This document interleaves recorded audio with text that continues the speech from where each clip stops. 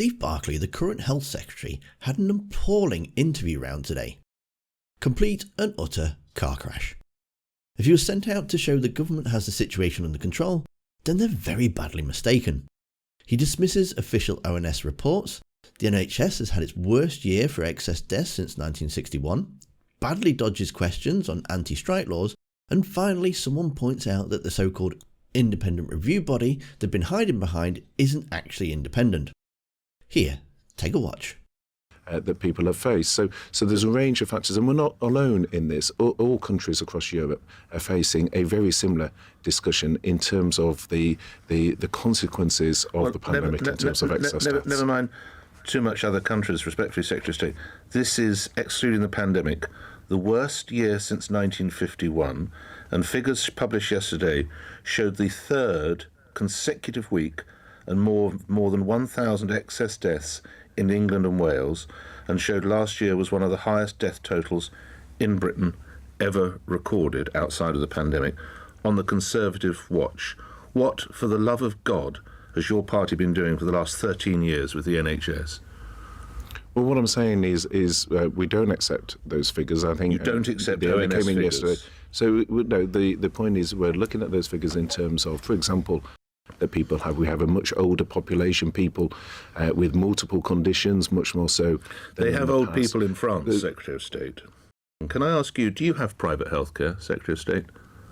I don't subscribe to a sort of a GP private thing, but I don't have a problem if people with their own money want to. A GP private thing. What does that mean? That private subscription. So no, I don't subscribe. You just have NHS care. So yes, I don't subscribe to private provision.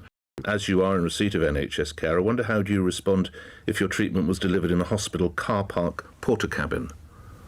Well, again, this is a complete mischaracterisation of so there aren't any of these demountable or porter cabins being put into car parks? If you just let me answer. Please do. So firstly, what we announced on Monday was a £250 million to reflect the fact we've seen a sevenfold increase in just a month. You'll be aware that Alistair McClellan is the editor of the Health Service Journal. He wrote upon your arrival in post, "Never has a politician arrived in the post of Health Secretary trailing a worse reputation among NHS leaders than Steve Barclay." He described you as the Health Service's worst nightmare. Pat Cullen from the RCN, she said you're, quotes, a bully boy. Are you part of the problem, Secretary of State?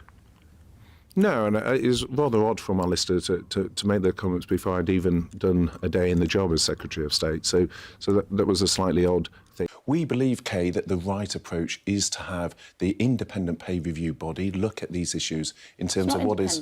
The pay review body is not independent, is it? But it is independent, and even the opposition... The chair of the independent pay review body is chosen by the Prime Minister, and ministers choose other people within that pay review body, so it's not independent. Well, even the opposition recognise that Labour have said that they themselves support an independent pay review body process. That's something that governments of different colours have had successively for many years. It's able to look at these issues.